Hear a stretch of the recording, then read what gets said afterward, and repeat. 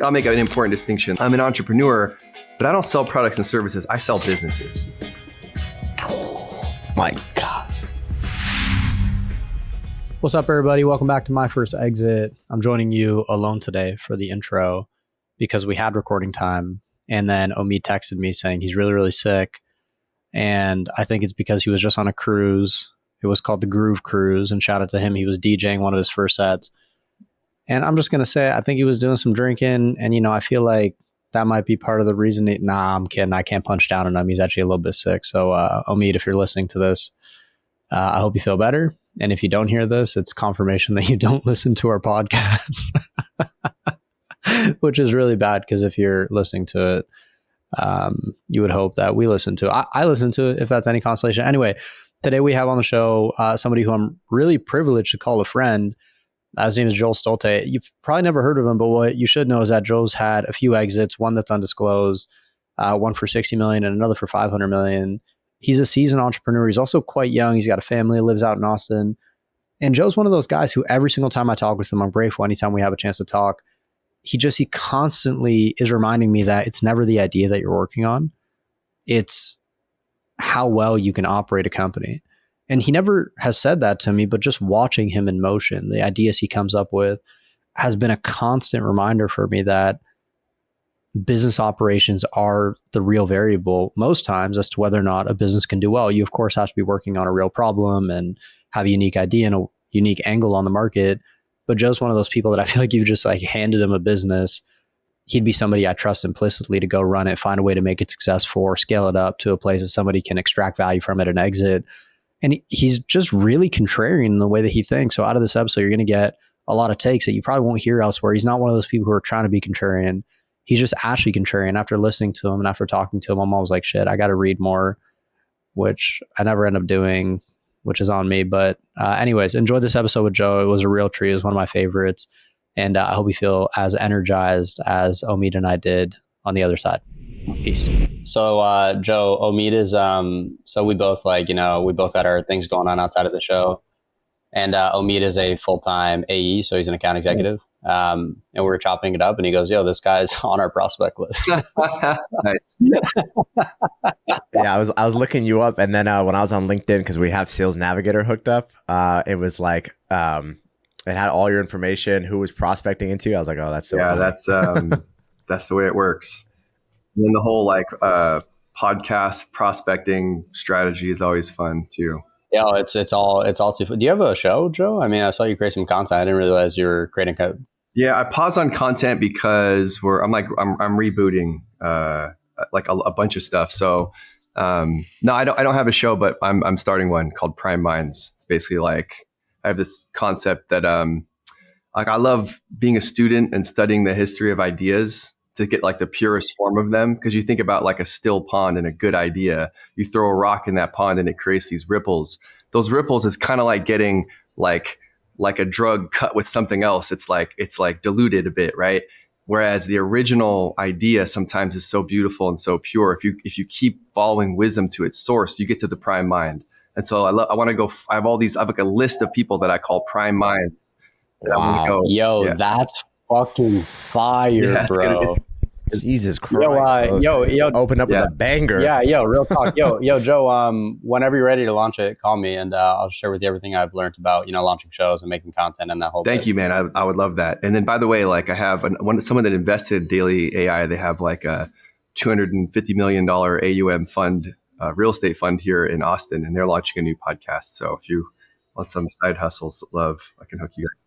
Yeah, I appreciate it. I got 3 too many side hustles at the moment. Probably, man. So, yeah. And so anyways, let's dive in. What's up, everybody? We got Joe Stolte here, and he's had 3 successful exits, one for, about $500 million, which IPO'd, another for about 60 million. And an additional one, he's the co-founder of Daily AI, which is a newsletter company that uses AI to create newsletters. Some of his clients include, I think, if I read correctly, Chris Voss, Robert Kennedy Jr. What's going on? Good to talk to you. Good to be here. Yeah. Good to meet you, man. Or good to see you, I should say. How'd you get those clients, man? How'd you get those guys as customers, like Robert Kennedy and Chris Voss? How'd that all come to be? Yeah, I think a lot of it is I believe that offline's the new online. right? Like I can hold somebody's attention in a room on a keynote for like an hour and a half, raptured, to the amount of money that I would need to spend and the amount of editing and OCD sort of like cuts I'd have to do on a piece of content to hold somebody's attention for 90 minutes online is insane.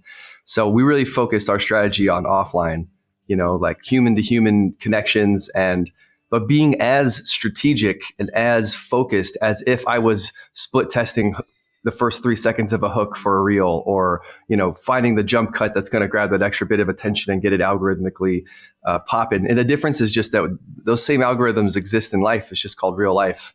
And so like we spent a lot of time developing relationships and tapping the human algorithm, and learning how to build the right relationships with the right people so that they could open the right doors for us willingly. Like we don't have to ask, like a lot of those people came to us. I didn't go to Chris Voss's team. They came to us. Oh, wow. Right. Damn, yo, I was telling Omid before, and I was just like, Joe's like naturally really contrarian, and he's also really bright. And so his contrarian takes aren't like conspiracy theories; they're like actually smart. And just off the rip, man, just two crazy contrarian takes. Offline's the new online. I love that. I think I want to like debunk this myth right off bat. Chris Voss, Robert Kennedy Jr., cool. I'm sure these people don't like make up. I know that they don't, but I'm sure that they don't make up even close to the majority of your revenue. A lot of people go, I got to get a big name, I got to get like a big account, whatever. Just most businesses aren't built that way. You don't need that to make millions. You want to speak on that for a bit? Yeah, of course. Like I think what's really important in the early days of validating a company or an idea in the marketplace isn't to go for, like, can I get a logo and a bunch of backpacks and some cups or what I think business cards made, to see if people get excited about the idea. I think there's two tests you have to pass. Test number one is, can I get money out of other people's bank accounts and put it into mine? That's test one. Test two is, can I do that in a way where they are excited to tell someone else about it? Because in today's marketplace, it doesn't matter how great the offer is and how great the copy is and how great the brand is. People want to know that other people, they want to know that it's real. Because the first thing when you see something that's too good to be true, if you have an awesome product that's too good to be true, they're going to be like, oh man, prove it. Everybody's trying to get hustled online so hard right now that the first thing they're saying is like, is this real? And so that's why I'm saying that second test is important, because if you have the right people saying, no, this is real, it works, I use it, check it out, then it makes it, like, in terms of like getting up the trust curve in the mind and the psychology of the market. I'm saying that all like clinically and scientifically or businessy, but like, it's just, man, like if you really want to connect with somebody, you got to get through the gates. And so one of those trust gates is, does it work? And so rather than like trying to get you on a demo or show you the thing, like if I can get some really high profile people to say, man, this really works, it creates this tidal wave of credibility that's like so hard to ignore. Because I think that the market needs to have confidence in three things to buy from you. They need to have confidence in you as a person, or the person presenting it to them, the vehicle, the thing that you're selling in their company. But the last one is they need to have like confidence in themselves that it'll actually work if they try it. And confidence comes from evidence. So that second door, people saying, hey man, like this actually works, like that's I'm giving them the confidence to vote on themselves to come have a conversation with me.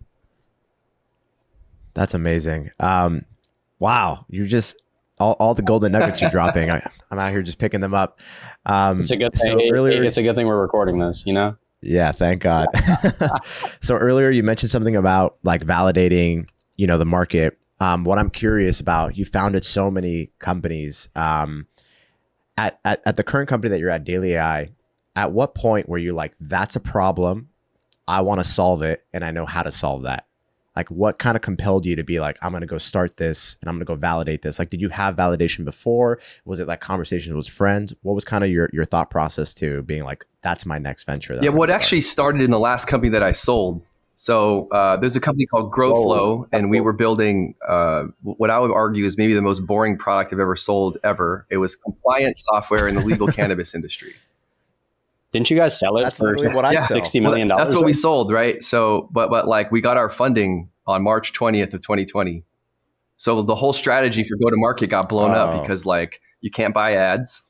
You can't really post on organic social because nobody cares. They have to be looking for you. But if nobody knows, because the algorithms will nerf you basically. And so if you want to reach people, I was like, okay, we might have to door knock. I might have to build like a regional sales team and just get in people's face, like politely and lovingly, of course. Well, that didn't work. So we just went old school, man. And we did old school direct mail.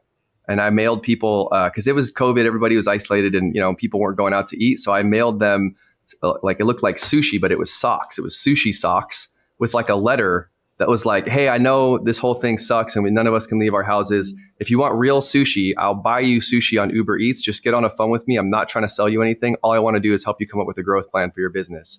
And then if that didn't work, I would send them another gift and another funny letter. And after like 6 letters, they would come and give us their email to have this conversation.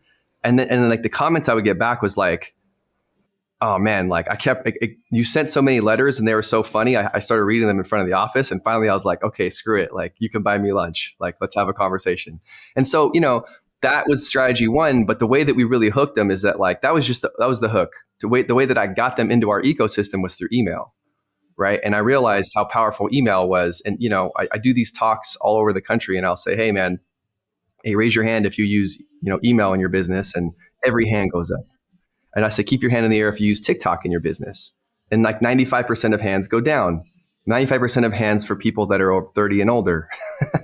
Right. And I'm kind of picking on TikTok, but it's true. Like everybody uses email. It's got more daily active users than any single social media platform on the planet. It's the oldest killer app on the internet. I mean, it's just like when you're first, it's hard to kill you unless you really screw it up.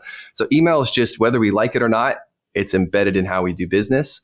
And like, because I'm a little bit of a contrarian, I was like, so as the GrowFlow was selling, I was immediately like, it's not even sold yet. I'm like, yo, what's the next thing? It's got to be around email, because everybody's looking at like social and paid traffic and the new whiz bang thing. And this is in 2021. So this is before ChatGPT came out, before the whole AI Cambrian explosion. But I had enough exposure to machine learning to know that it was going to be a huge deal. So I was like, I wonder what we could do with email and machine learning. And I kind of got this vision of like turning, marketing, because everything in its excess becomes its opposite. Everything has this pattern, yin and yang, right? Like you go too far in one direction, you end up back where you started. So like the way that marketing works is like, you study David Ogilvy back in the day, he would say that like, marketing is salesmanship in print, right? And so he would go knock doors and sell like, I think it was like pots and pans or like devices. I love the random cat in the background. That's awesome. Yeah, I know. I was gonna say, this is like an AI meme. It's the cat on the turntables on the podcast. That's a living embodiment that Omid is losing money on Dogecoin in that time. That's a living embodiment. It's a real time pattern interrupt. So anyway, I just knew from being a student of the game that like David Ogilvy said selling salesmanship in print is basically selling, or like that's one to many. Like he's taking salesmanship and putting it in print. That's marketing. But I thought, man, what if we could use machine learning to like get that segmentation from one to many down to like one to a few, or maybe even one to one? Because if you think about it, like when you log into Netflix, like it's not saying like, hey, Dave, like you should watch what Joe watches. It's saying you should watch what Dave likes to watch. And if I go on Amazon, it's not suggesting to me what my wife would buy. It's suggesting to me what I would buy. So it seems stupid that the rest of us are still offering products and services like in a follow-up sequence that's one to many where everybody gets the same message. Because 40% of the content you put into the marketplace actually pushes your prospect away from the sale because it's the wrong message, wrong channel, wrong time, wrong offer. It's intrusive. And for a lot of people, that's like a deal breaker. So you want to get that right. And so I kind of knew this as a student of marketing and then being forced to sell this really selling this really boring product.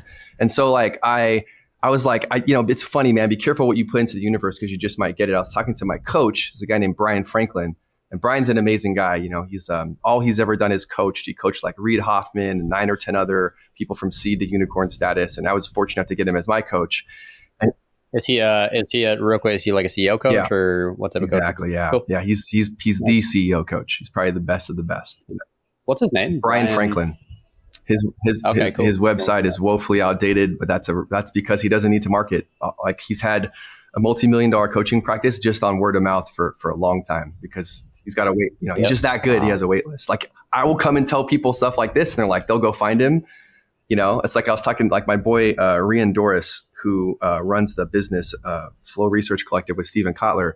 I hadn't talked to him in a while, and he hits me up out of nowhere. He's like, "Yo, I saw this thing you posted about Brian Franklin. Can you put me in touch with him? I'm trying to find him."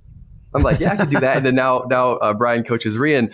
Hopefully you wouldn't mind me sharing that. I don't think I think he's probably shared that publicly. Yeah. But like, anyway, Yeah. so how did I get to daily? So I said, hey man, like basically like the next thing I'd like to work on is something around, email, preferably with like machine learning or AI, which at the time, no one was really talking about AI. He's like, He's like, well, Eben Pagan and Peter Diamandis are working on some email newsfeed thing that has some kind of machine learning. You should talk to them. And so I met Eben, I met Peter, I met Morgan, my current business partners, and they had built this thing that was kind of in the laboratory for Peter. It hadn't really seen the light of day. It wasn't really in the marketplace. It wasn't really a product. But it was a cool idea. And it was a beautiful idea that actually Eben created years earlier that I heard him talk about this in 2014. And then fast forward, it's like 2021 and I meet these guys. And then I saw it and immediately I was like, oh man, this is like the perfect vehicle for me to like bring forth this vision of one-to-one segmentation of one-to-one marketing. And then, and thankfully we had a very good head start in terms of like Peter's network in order to tap into some early people to do an alpha. So we did an alpha version of the product in 2022. And then boom, ChatGPT hits and we launched to the public in 2023 and we went from 0 to 1.5 million in ARR in like 14 months. So I didn't realize you guys launched That's amazing. in 2023. That's wild. And obviously, I work with Peter. I'm familiar with Daily and, we use your guys' tools. They're legit. I mean, our open rates are literally, thanks to you guys, 50, 60% most times, sometimes more. It's insane. People don't get that type of open rate. The click-throughs are not a joke. These metrics that, Joe and his team, they advertise on their website. They're not kidding. Joe, I mean, let's talk about exits for a second. Let's come back to Daily at the end. You've had a few exits. Which of them is like the most exciting for you? Let's dive into it. Which one has the most meat? Yeah, I think the most exciting one for me actually was the first one, which was the least valuable from a financial reward perspective. But my first startup was a company called Rally Song. So at the time, oh, I saw that. Yeah, it was. I was working at Microsoft, and I had a very comfortable job. I had like wiggled my way into a totally remote job back in like 2011 and 12, and I was making a couple $100,000 a year, which at the time for me was life changing because my family did not come from money, and I had a little bit of a career before that, but this was like, I made it, but all the rest of my friends were going to Silicon Valley or joining Summit Series or moving to LA or whatever and building these like change the world companies. And I just felt like somewhere in my heart that I felt like I found my people, and what I'm doing here at Microsoft is not my people. It's like not my calling. It's not what God put me here to do. I didn't quite know what that was. I just knew that that's a direction I needed to run to. So like, dude, it was in 6 months, my father passed away from cancer. I got married and I moved from Seattle, like my whole power base, home base, everything. And I moved to Venice Beach, California in a house with like 6 other entrepreneurs and 1 bathroom, 1 shower, 2 bathrooms. And then like I started this company with my friends called Rally Song. And like that company was amazing. We built like, it was like a crowdfunding platform for musicians and artists to raise money for their favorite charities. And then we basically did like a draw system where for every dollar you donate is like a name in the hat. We pick one lucky name and you get this experience with the artist. So like we did like yoga with Jack Johnson or like a private guitar session with the lead singer of the band Korn or whatever, right? Like we did stuff with Imagine Dragons and a bunch of bands, and it was super fun. But man, we got left on the altar on the Series A. So we did great in the seed. We kind of hit all of our metrics. And then when we got to Series A, like I've never raised money. I worked at freaking Microsoft. We got lucky on our seed round. It was friends, family, and fools. Great vision, good team. Here's friends, family, and fools. But that Series A we got to, and we got clobbered, dude. Like the guy basically negotiated us until we had no more money, and then he ended up not doing the deal after we flew to Dallas and shook his hand and popped the champagne, and he bought one of our competitors instead. It was brutal. So that business, dude, wow. I went out of business. I had to BK that business. And like, here's the thing. The day after I BK'd the business, it was super hot. I'm in Venice Beach. At the time, there's this thing going viral on the internet called the Ice Bucket Challenge. So if you remember the ALF Bucket Challenge. Yeah. There's a huge drought in California. It's mega hot. And I'm in Venice. So I'm walking to the Venice Whole Foods, which is like just far enough for a lazy guy to Uber, but I'm kind of sulking. So I'm like, I'm walking, it's crazy hot. I get into this Whole Foods and like, I get myself some hot food from the hot bar. And then, I went into to get a cold drink and, it's like, I wanted to get a really cold one. So I grabbed the drink that's like 3 back, that's deeper into the fridge. And I'm like, I'm hot. So I open it, I start drinking it. I go to check out And dude, my credit card declines. So I have an open drink and hot bar food, which you can't return. So I'm just like making up an excuse like, oh, I left my other card in my car. I'm like, there was no car and there was no other card. And so I just left. And man, that walk home was the longest walk I ever had. It was like miserable. At this time I'm in my early 30s. I'm basically living off my wife. I'm like something like $36,000 in debt. I'm not making several $100,000 a year. I'm broke. Like I'm straight up broke. I can't even buy food for myself. And, my mentor told me one time, he's like, hey man, like you're going to have wins and losses. And here's a piece of advice. Never sulk more than 24 hours and never celebrate more than 24 hours. Give yourself one day to feel all the pain and just get it out. And then when you have a big win, don't ride the high horse for too long. That's how you get cocky. Just have a big celebration, buy yourself a watch and get back to work. So that's what I did, man. But that was my sulk day. And so the very next day, my boy Travis Steffen, who's my roommate, he had already at the time of this recording, I think he's had 9 exits. At this time, he'd only had like 4. He's like, hey, dude, like I'll drive you to Santa Monica and we're gonna get like tuna burgers or whatever. Because at the time I wasn't eating red meat. So we went there, and I had this idea. At this time, everybody's parents were like getting on Facebook, and everybody was running the Snapchat. And I was like, man, all these old people coming on Facebook, I bet you they have businesses. I was like, why don't we just start a social media agency? This could be super easy. It's like a little piece of what I was doing in my last company that we did really well. And then so we did, man. We went out and I paid some Indian VA to scrape a bunch of we picked a niche and we scraped a bunch of contacts. We just started doing cold outreach. And we built this little scraper tool that would like scrape stuff off Twitter and repurpose that content for other people's accounts, kind of like high performing content. And we didn't start here, but we found this niche with like Christian faith-based medical practices. And dude, it just blew up. We ended up making more money than I expected. I got myself out of debt and I rebounded. But at the time, like I wasn't looking for a lifestyle business. Like all my friends are building unicorns. It's a big deal. So I was like, and I was so arrogant. I was like, this is never going to be a unicorn. We have to sell it. So here's, and this is a good lesson on selling companies. Like I didn't know how to sell a company. Travis did. But here's what happened, dude. One of our biggest clients ended up buying us, but not because of our revenue and not because of anything that we were doing with social media, really. We had this really long onboarding form that got to know everything, like your value system, like how you think, like deep psychology of the person and the company and the owner, so that we could reflect that in your social media. Well, I'll tell you why he bought us in a second, but first I want to tell you a story that's really important to exits. Have you guys ever heard the Rembrandt in the attic story? No, imagine this is like the number one thing that I would recommend if anyone wants to sell their business, that they keep their eyes on this. Imagine you're going to go buy a house, right? Like you're going to go buy $1 million house, which nowadays doesn't really get you much, like in places where we live, but like $1 million house. Yeah. And let's say, the spread for the ask and the bids, because it's a hot market, maybe pushes it up to like 1.1 or 1.2, which is that's a pretty good boost. That's a 20% boost. So you go into this house, you're the last person to look at it, and you're like, hey, what's in the attic? And they're like, I don't know. No one's ever asked to go up there, and the owner hasn't really been up there in years. So you go, okay. And you go up in the attic and you're looking around and you look in the corner and there's this like easel with like canvas over it. So you go over there, you pull up the canvas of the tarp, you look under it, you're like, yo, that looks like a Rembrandt. They must be a fake. So you're like, hey, can I schedule another appointment? I want to bring my appraiser by. And you actually go get an art appraiser, someone that's an expert in fine art. And the fine art person goes in there and says, man, that's certified Rembrandt. Okay, you've determined it's a certified Rembrandt in the attic and you're the only one that knows about it. How much are you going to pay for that house? 1.3, 1.35. You're gonna back up the Brinks truck. You're gonna come in and offer $2 million, and they're gonna be like, this person's crazy. Give them the house, and then you're gonna go flip that Rembrandt for like 50 or 10 or whatever it's worth, because that's how acquisitions work.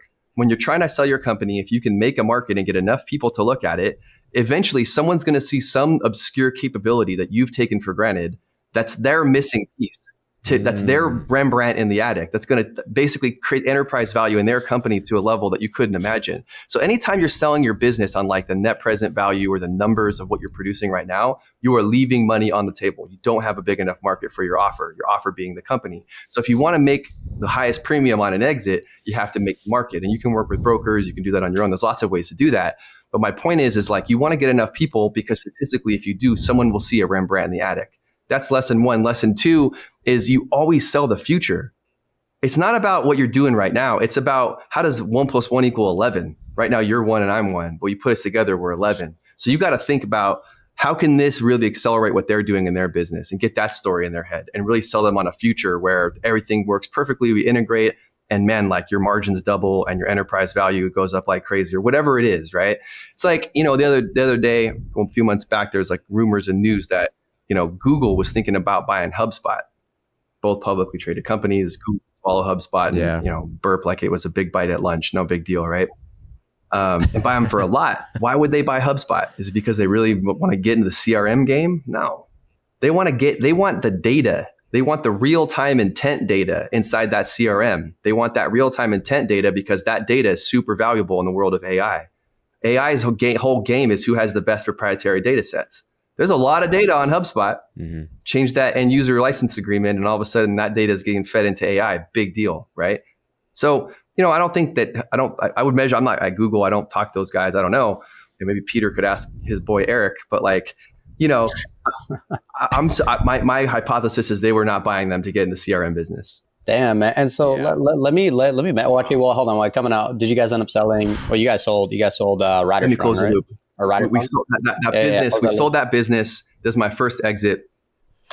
What did you sell it for? We sold it for just shy of $1 million, but like the exit price, what did matter? It got me back in the game. It got my confidence back. But here's why. Here's the Rembrandt to the guy that bought it. He bought it because he also had a business in the oil and gas space, and he wanted to give the social media services away at a super cheap price or free to his competitors, so they'd fill out the onboarding survey because there's data in that onboarding survey that allows him to compete with them in the oil space, which makes a lot more money. Wow. Yeah, that was his Rembrandt. So it's just so how do you predict that stuff, man? Like, bro, what the fuck? Like, yo, that was actually one of our questions. Like, I mean, not to steal the mic for a sec, but I was thinking, bro, how does this exit game work? I mean, like, do you just wake up one day and say, hey, yo, I'm down to sell the business. I'm down to exit. Let me go find a buyer. How does that work? Or do you get approached? And like, when you get approached, how does that whole thing work? How do you find buyers? How do you price it? Like, just give us, the quick 101 on how this whole game works. I'm really curious. And like, how do these rounds get priced? How do you value these things? I know Rembrandt is like a nice theoretical thing, but from like a numeric standpoint, how do you actually price it? Okay. I think I'll make an important distinction. Like I've realized that as an entrepreneur, there's different flavors of entrepreneurship, and when people ask me really behind closed doors, what do you do? I'm an entrepreneur, but I don't sell products and services. I sell businesses. I spend 3 to 5 years to build a business as an asset, and then I sell it. Why? Because in SaaS, SaaS valuations are down. SaaS AI valuations are not down, but SaaS valuations are down from the historic peaks. But man, even when they're down, like I can still sell a company for 8x revenue. Now, it doesn't even have to be profitable. I can sell for 8x revenue. Show me a product or service that I could take out and get that kind of a lift from an investment perspective. So if we spend 3 or 4 or 5 years or longer, if necessary, to build a beautiful asset, a business that we'd be proud to buy, and then spend also that 3 or 5 years courting who we think would be an appropriate buyer, courting the appropriate middlemen like the brokers and the bankers that make these deals happen, courting the right lawyers and the right centerpieces that can make those introductions, then now all of a sudden, like my job as building, that doesn't make my job of building products and services that hit in the marketplace and resonate. That doesn't make that easier. It's just I'm meta. So anytime I'm worried about like, oh, the funnel's not producing or there's this jam up in the business, like that's a couple layers down from where I'm operating at. I'm operating at like, how do I build a business, a brand, a story, and a set of numbers that would be like highly attractive to be purchased. So from day one, I'm like, all right, I need to keep my financials clean. A lot of startups are sloppy on the financials. They don't have a good bookkeeper. They couldn't produce the 3 standard reports if their life depended on it, or they'd take a whole bunch of time. There's all this cleanup. So everything we do is like, okay, get the financials tight. As soon as the money starts coming in, get the financials tight. Well, as soon as the money starts going out, have that paper trail. And then that was actually, sorry to cut, that was actually Omid's story, and he'll tell it in a sec. He actually sold a business for a low 6-figure amount, but he fucked up. Like he did no accounting and no financial reporting for 5 years. For 5 years, bro. So he had to go and backdate all this shit, and probably like ended up, being a little bit more conservative and modest on the numbers because he didn't want to lie and fub it. I mean, right, Omid? Yeah, you don't know what you don't know. Yeah. And no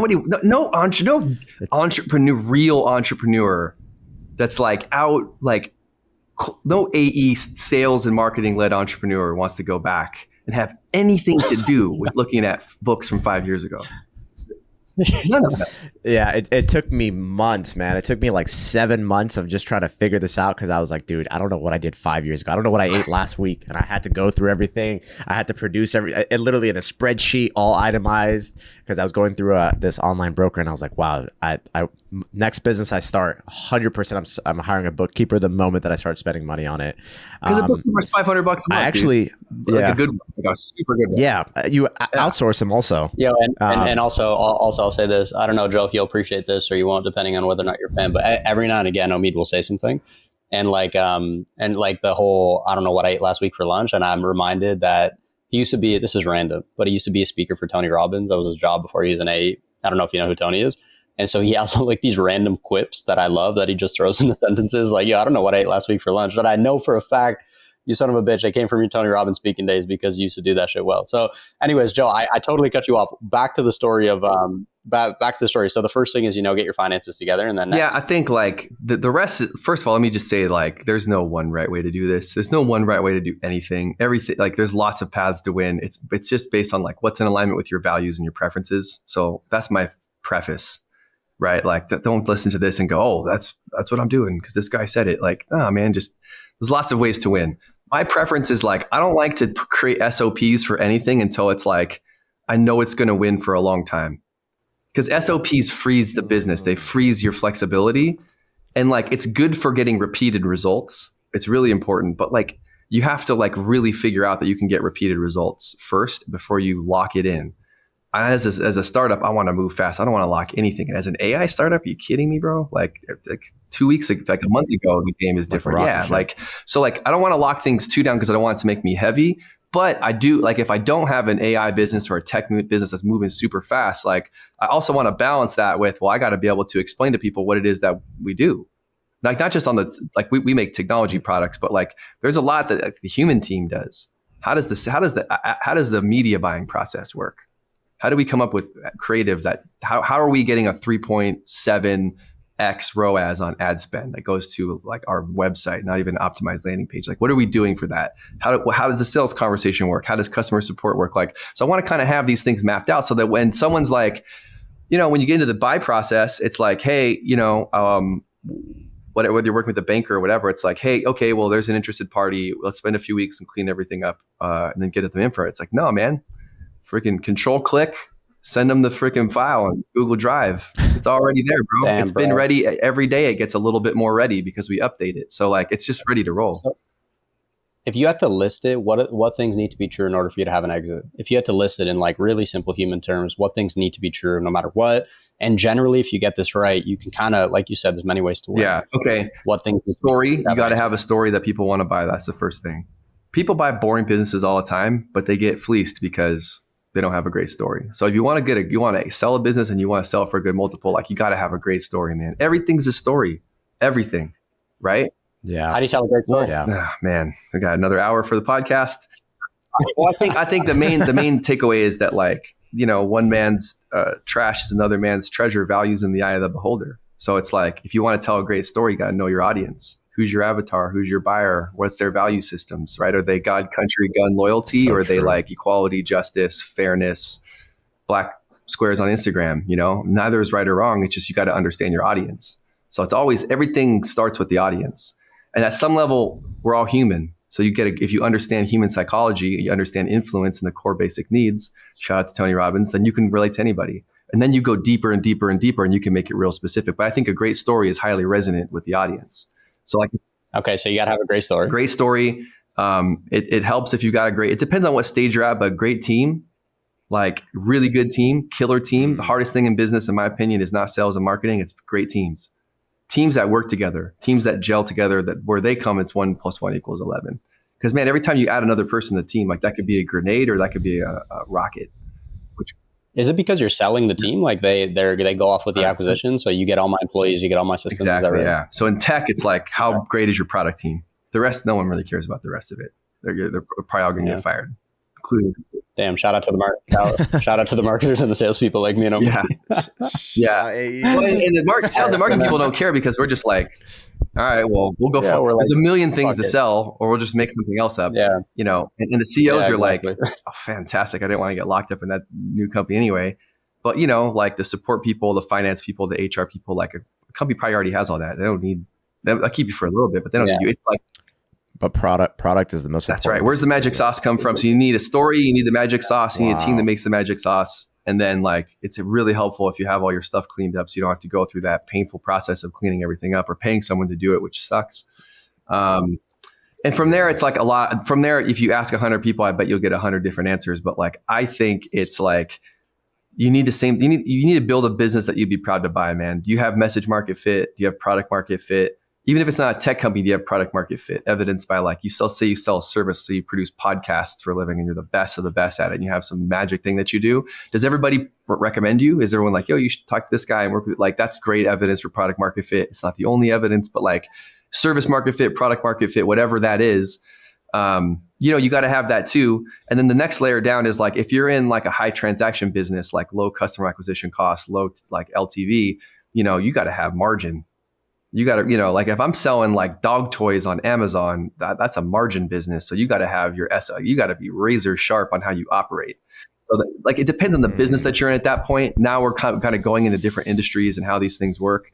I'm a tech guy. I know how to sell tech businesses or tech enabled services businesses. So like that's kind of my world. But I've just seen over the shoulder of a handful of other people that have had exits for like e-learning platforms and e-commerce companies and professional services companies, you know. Like each one of those is going to have a different secret sauce. I'm a professional service. If you're selling McKinsey, let's say McKinsey wanted to get bought, dude, it's the people and the distinctive intellectual property that's created by the people, right? If I'm going to sell like the dog toy thing, it's going to be margins and supply. How solid is my supply, and how solid are my margins and the mechanisms that get that? If I'm selling software, it's going to be the product team. Do we have a killer pod or several pods that are making this thing sing that we can go bolt into our business? It's that, man. So in tech, it's a lot of team and IP. So, and then product, you know, particularly the product team, and then everyone else kind of gets canned. I could keep going, but that's kind of the my head, off the top of my head. I've never sat down and thought about this. That's fire. Kind of the main. They're fire. Wow. That's unreal. That's really good. I think it's really good that you just distilled that into like actionable things. And it's all like lessons that I feel a lot of entrepreneurs say, but it's kind of like it's coming from your experience and you're distilling it, and it's just I mean, it works. It makes so much sense because story is everything, and that's like your number one product. I would have never imagined being in a tech company myself. There's so many elements of the business, but it's true. Like when you have a good enough product that people share it, that's what makes it work. I actually selfishly have a question. So myself, I'm in a unicorn startup as an AE, and similar to you, you know, I feel like it's not, of course, what I was put on this earth to do. And I know Nick also feels this very similarly as well. My cat's starting a podcast right now, as you see. But when you were at Microsoft, or actually even before that, I was on your LinkedIn and I was like, did this guy ever have a job? Because it's just like CEO, founder. And then I like went to the bottom of your LinkedIn and it's like you started as a consultant. How did you start your career as a consultant? And then you had something called Extraordinary Futures that you did. And then you did that with like Microsoft. Like how does that work where you're like, all right, I'm going to do this consultant thing to start. And then. Yeah, we got to go way, well. we got to go way back. It was a nonprofit. Yeah, because hold on. I want to actually. I was laughing with Amin on the phone. I was like, yo, did this SOB really start his career giving people advice? Like, how the hell do you start? Because I swear consultants just give people advice. And I love it. And you're incredible at what you do. It's not a knock to you. It's just, I was just like, how the hell did you pull that off? And then Omid put the 2 and 2 together. He goes, wait, hold on. He was working at Microsoft while, according to LinkedIn, and everybody fucking embellishes their LinkedIn. So like, and I'm not saying you, but the dates, everybody's like, I guess it was roughly this to this. But you were presently a founder of a company and also working at Microsoft at the same time. So there's 2 questions there. There's one, consultant, how did that all come to be? 2, how did you manage to build your own thing and be at Microsoft at the same time? I think that's what you're asking. Is that right, Omid? To give people greater context? Yeah. Okay. So the background to the whole story, the setup is that, and this is like going to be such a curveball. So buckle up, folks. Before I was ever in business, like I was a member of a breakdancing crew called Massive Monkeys, and we won 2 world titles. The mayor of Seattle gave us our own day twice. We traveled the world. Like our crew is on America's Best Dance Crew. Like we had this whole, I had this whole other life. You know, I didn't even go, like when I graduated high school, I was 17 and I moved from Portland, Oregon to Seattle to become a professional dancer. Like there's no money in that.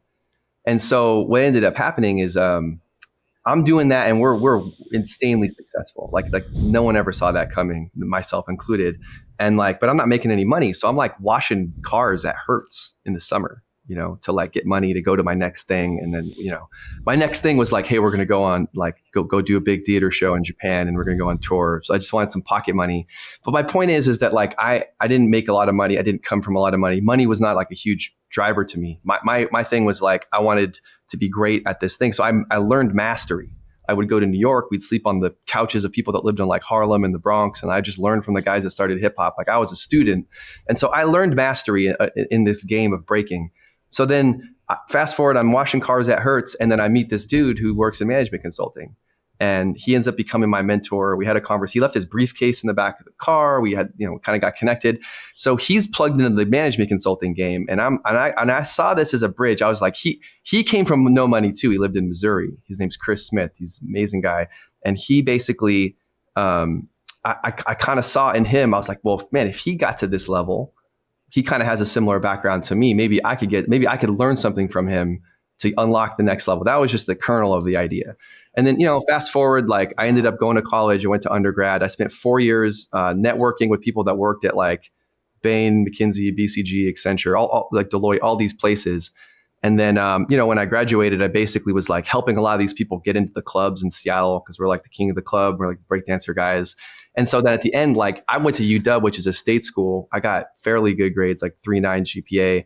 And like, but no one at McKinsey is going to be like, yo, let's interview the guy at UW. Like this, you know, you got to have someone on the inside take your resume and put it in the interview pile.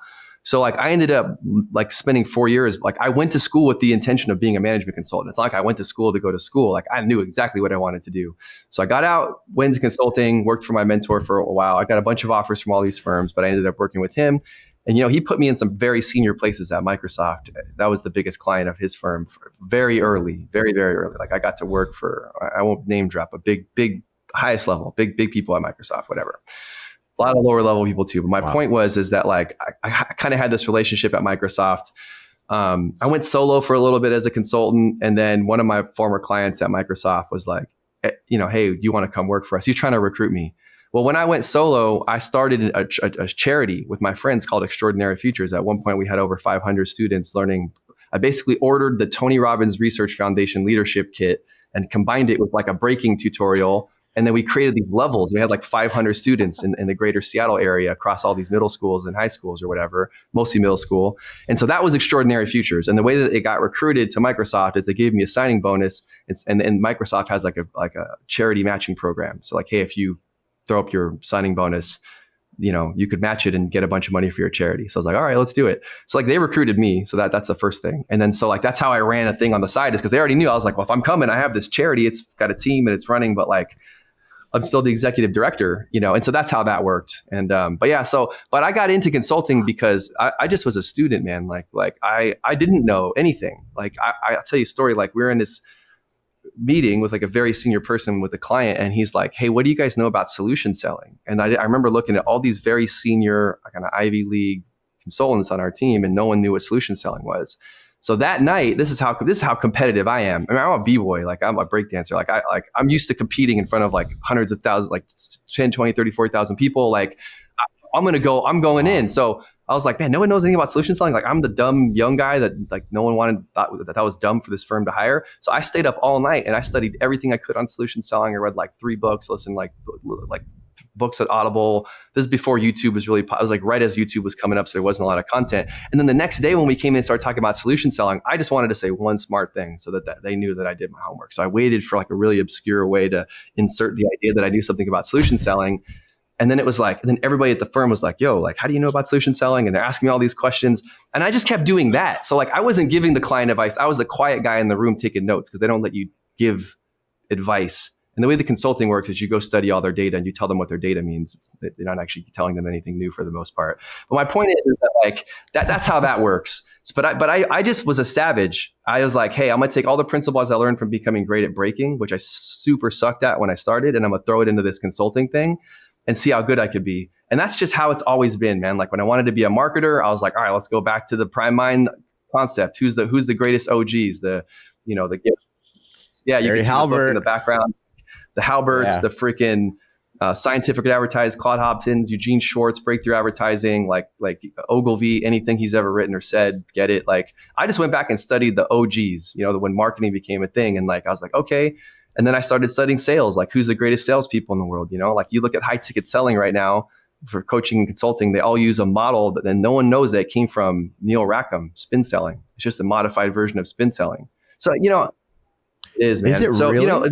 I'm saying like I collect ideas. Like I like to go back to the purity of it and then explore the ripples to see who's really added something to it. Like Kevin Nations is one of the guys that really added something to that and brought it into that world. And, so my point is that if you go back and do the history and you're willing to put the work in and then do something about it, like you can't lose. Like to me, I think the most dangerous thing is thinking that you know something when you're not doing it.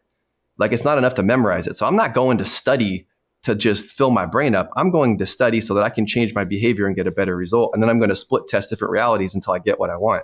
And that's basically like the game. So how did I do all that? I mean, I was a little bit older.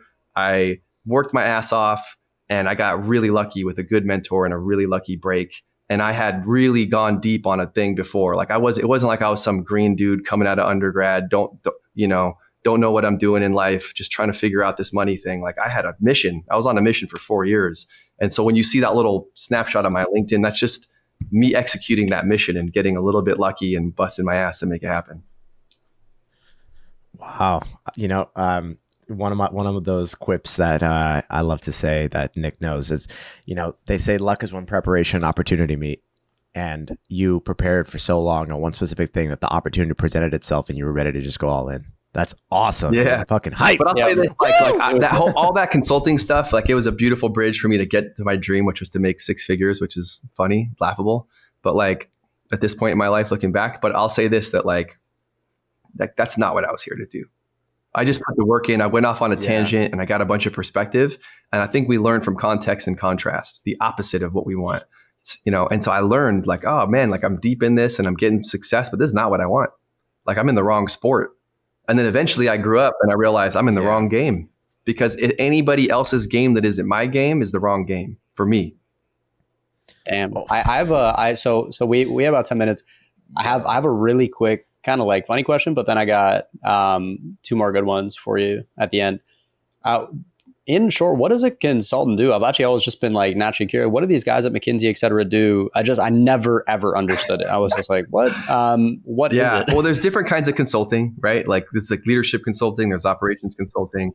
What McKinsey, BCG, and Bain do is they do strategy consulting, right? So they're going to work with the top most senior management to help them solve their most complex issues.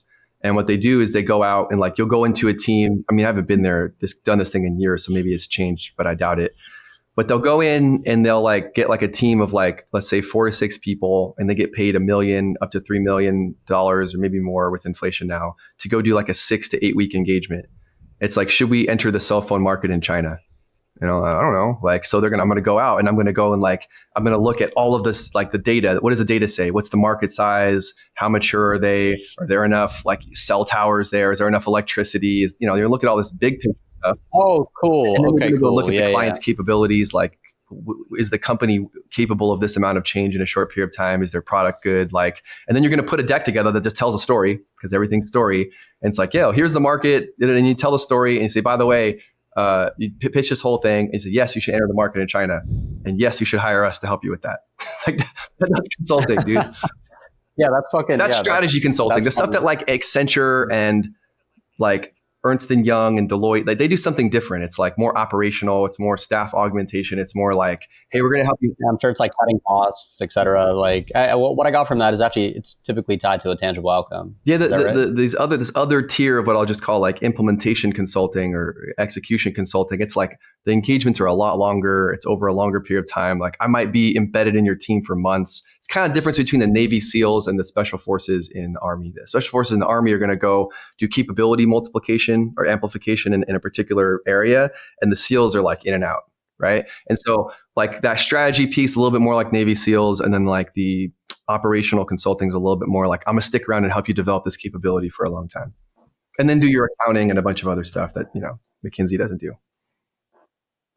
So that's there's this trend on TikTok that goes around. It's like, what do consultants do? And they literally are just talking like all this high level vocabulary. It's like, okay, so you do that, but like, what do you actually do? And then they just go like high level. It was like going viral for a while, but it's good to get some insight. Yeah, there's a joke that consultants like that you pay them to steal your watch to tell you what time it is.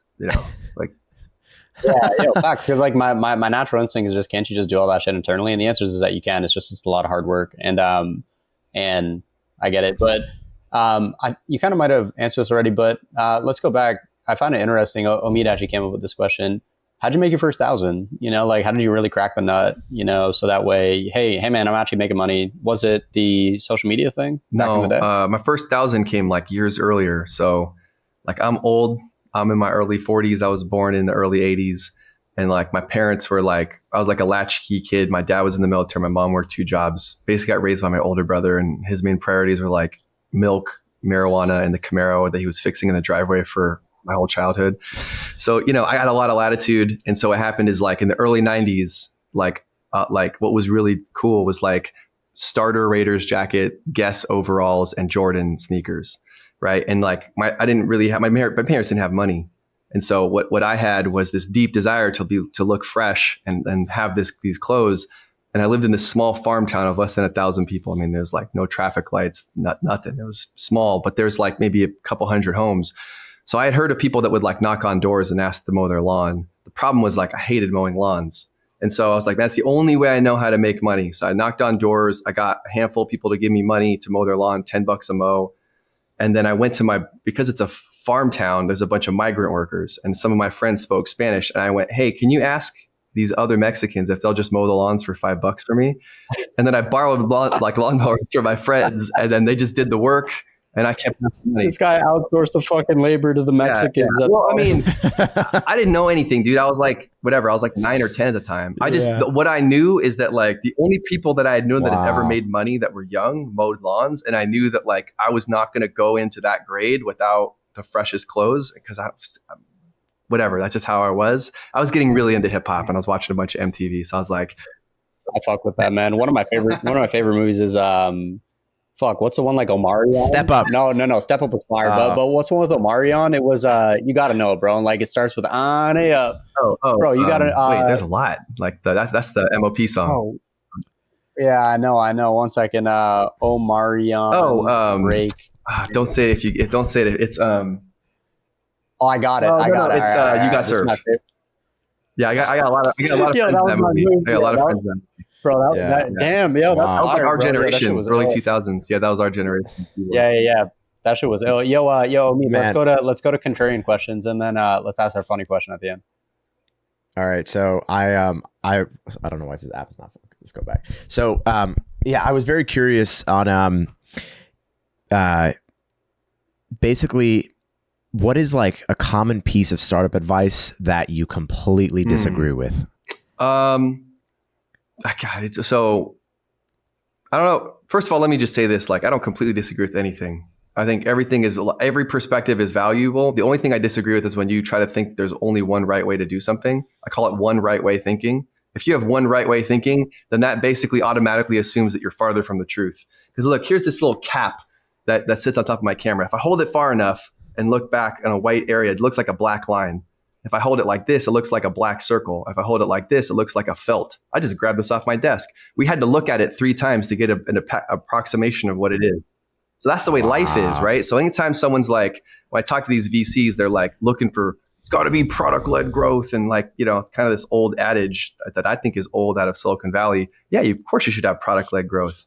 But like, I'm elite I am top 1% of the top 1% at sales and marketing. So what, you don't want me to market and sell my product? That's bad because you didn't learn that at Harvard or Stanford or whatever? Get out of here, bro. So I'm not trying to just pick on VCs, although I love doing that. I think the main thing that I'm saying is that like anytime someone's like, yo, this is the right way to do it and this is the only way to do it, like in any application in my life, right off the bat, I'm like, you're probably farther from the truth than you are closer to it. Just from that simple demonstration of a physical object. This is the true everywhere in your life, everything that you do. You got to turn it over, man. You got to look at it from a lot of perspectives, and then you're going to start to understand what's really going on. Wow, dude, I wish we had hours. I like every time you're saying something, I want to dive deeper into like something you're saying. Like, how do you view something 3 different ways, man? I feel like if we just had like 3 more hours, like bro, just run 3 times as many experiments. Don't talk to one prospect, talk to 30 because that's minimum viable statistical significance. And then when you do it 30, then do another batch of 30. Like if you don't have time but you have money, then go run 30 ads and 30 audiences and 30 different ad sets. Like you're gonna learn a lot, right? So like just go pay to like the AI algorithms in the ad space, dude. They're the most sophisticated in the world. Like go pay them to use this incredible thing that they've built to get perspectives in like a week. We have enough money, you can get as many perspectives as you want. It's exactly what we do, actually. That's what we're doing with Peter's course that we're launching, What You Know About. You don't strike me, man, as any guy that's like trying to be really, really rich. You strike me as somebody who's like really cares about wealth and really cares about like lifestyle and freedom. You want to talk on that for a sec? I think it's important for people to make that shift. I may be wrong in my analysis. Maybe you want to like make billions, which is fine, or run companies forever and always have things on your calendar. What's your way of life? Well, it's funny. I'm helping my friend JP, who runs Thrive FP's amazing real estate fund here in Austin, Texas. Also investor in Daily.ai. I was just in upstate New York helping him with the talk, and he gave this talk called 4-dimensional wealth, and that's kind of what really resonates with me. It's like money is just currency. It's current. It's meant to flow. It's not meant to be held onto. And what is real? Well, first of all, what do you want? What money is not what you want. You want the things that money can buy, right? And then you don't even want that. You just want the way that it makes you feel. So why wait to feel that way? So then let's eliminate all the distractions in our lives that remove our ability to feel that way. So for me, it's like, yeah, wealth is a tool, man. It's the option multiplier, right? So I want wealth, but I don't want it at the extent that it ruins my focus. In order to do that, I have to unlock my wealth. I have to unlock the wealth associated with my time. I have to protect, and I have to use that to protect the wealth associated with me pursuing my purpose.